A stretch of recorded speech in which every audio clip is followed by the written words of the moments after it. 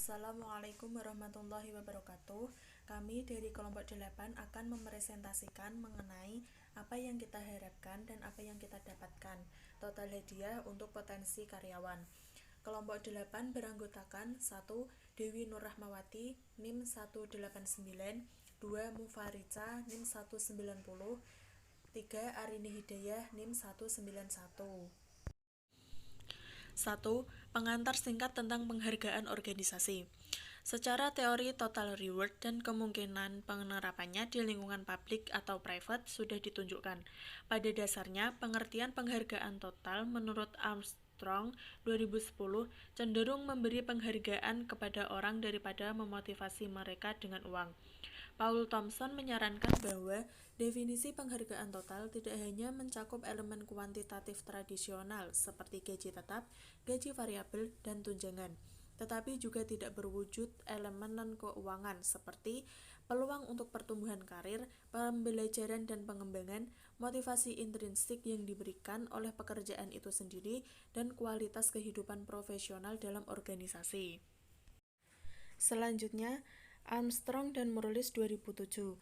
Total reward memiliki dua sisi, yaitu finansial dan non-finansial. Remunerasi total melibatkan segala sesuatu yang dapat diukur dengan uang. Gaji pokok adalah tingkat pekerjaan dengan mempertimbangkan bahwa pembayaran tetap dapat meningkat tergantung pada kinerja, keterampilan, dan kontribusi individu. Menurut Armstrong dan Helen 2007, penghargaan non-finansial tidak melibatkan pembayaran langsung apapun dan muncul dari pelaksanaan pekerjaan itu sendiri. Contohnya, kemandirian dalam melaksanakan tugas pekerjaan, pengakuan atas jasa, penggunaan dan pengembangan keterampilan, peluang karir, dan sebagainya. Pertanyaan-pertanyaan yang harus selalu diajukan untuk mengubah atau mengadaptasi atau mengimplementasikan proses penghargaan penuh dalam sebuah perusahaan adalah apa kebutuhan karyawan saat ini dan bagaimana orang ingin dihargai di tempat kerja. Disarankan untuk memperbarui jawaban untuk dua pertanyaan ini bila perlu dan tidak hanya setiap tahun, tetapi sesering yang diperlukan. 2. Metodologi penelitian.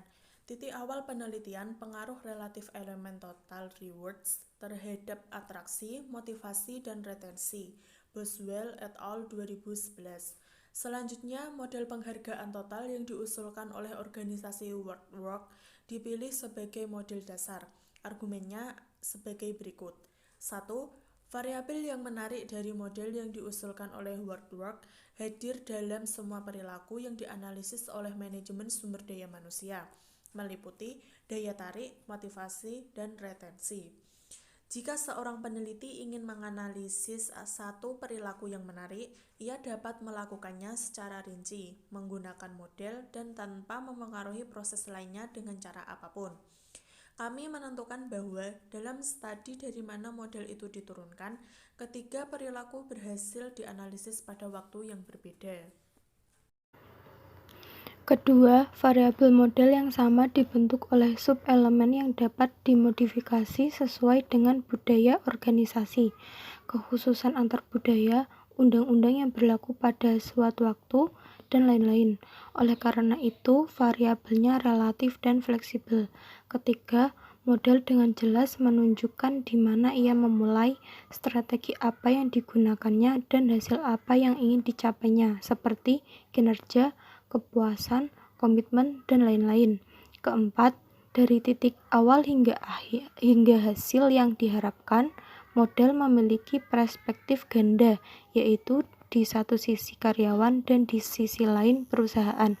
Kelima, model itu dirancang dalam konteks perusahaan strategi umum, strategi sumber daya manusia, dan budaya organisasi, yang memungkinkan model untuk beradaptasi untuk setiap perusahaan.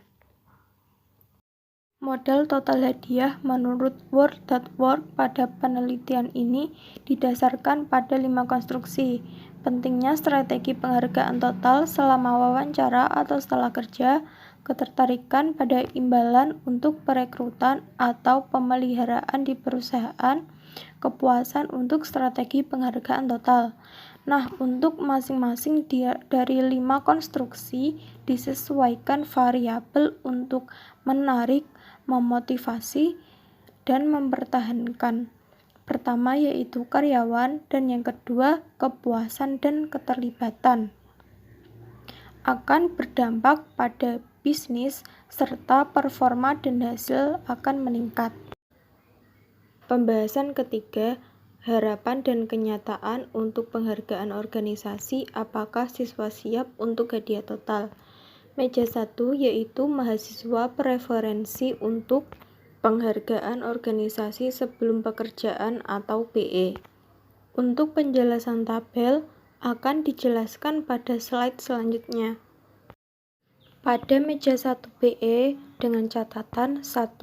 Siswa mendapat nilai mulai dari 1 minimum dan hingga 5 maksimum untuk setiap penghargaan organisasi. 2. Ada yang menghargai pentingnya penghargaan organisasi.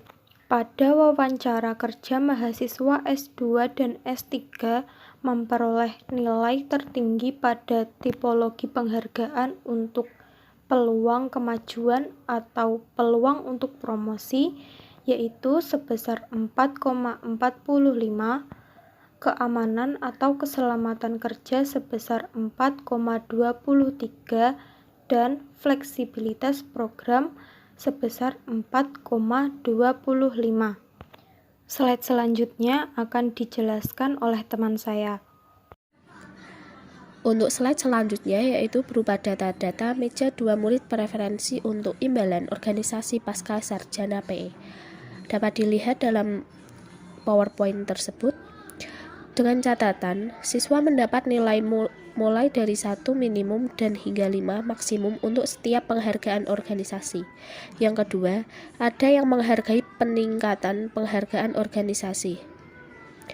Pasca kerja, penghargaan tertinggi adalah gaji bulanan 4,66, peluang kemajuan 4,56, dan fleksibilitas program 4,53. Untuk slide selanjutnya yaitu peningkatan tertinggi dari prakerja dan pasca kerja terjadi karena imbalan finansial langsung. Bagi responden sangat penting untuk mengetahui dari wawancara kerja bahwa mereka dapat memiliki kesempatan untuk maju. Jika keamanan kerja berkorelasi langsung dengan sekolah biaya, mahasiswa juga membutuhkan fleksibilitas untuk menyeimbangkan studi dan pekerjaan pada waktu yang sama. Pasca kerja juga menghargai terakhir dan prakerja telah dipertahankan dan gaji bulanan naik di tempat pertama. Keinginan untuk maju dari awal karir, mengingat orang-orang dalam tipologi ini tidak memiliki biaya pengalaman profesional, benar-benar tidak berdasarkan bagi para praktisi. Karir secara bertahap dibangun melalui pekerjaan, mengusulkan inovasi dalam proses kerja, kolaborasi dan pengembangan berkelanjutan. Bagaimana cara mengklaim kemajuan bagi siswa ketika kesempatan belajar dan pengembangan hilang? Slide yang terakhir yaitu kesimpulan. Hasil yang diperoleh dalam penelitian empiris ini yang dapat digunakan dalam proses menarik dan mempertahankan sumber daya manusia sangat penting untuk diingat bahwa negosiasi hadiah total dapat dilakukan tergantung pada tipe orang yang akan dipekerjakan. Setiap tipologi memberi arti penting pada variabel yang berbeda dan model hadiah total. Investigasi yang dilakukan telah mengarah pada pembenaran keberadaan model konseptual baru dan penghargaan khusus untuk bisnis di Rumania. Argumentasinya adalah sebagai berikut. Yang pertama, ada kebutuhan untuk model penghargaan total untuk Rumania. Yang kedua, model yang diperbarui yang diusulkan memiliki utilitas ilmiah yang unggul dibanding dengan pengujian model yang ada. Yang ketiga, model baru disesuaikan dengan faktor antar budaya. Yang keempat, ketika staf dimotivasi dengan penghargaan organisasi yang sesuai, mungkin muncul solusi kreatif untuk bisnis pelanggan dan dengan demikian mendukung pertumbuhan ekonomi yang sehat. Secara keseluruhan, siswa tidak siap untuk memilih penghargaan organisasi tanpa pengalaman kerja. Untuk kategori orang-orang ini, perlu sebagai langkah awal untuk menciptakan peluang belajar dan pengembangan untuk mendapatkan profesionalisme dan pengalaman.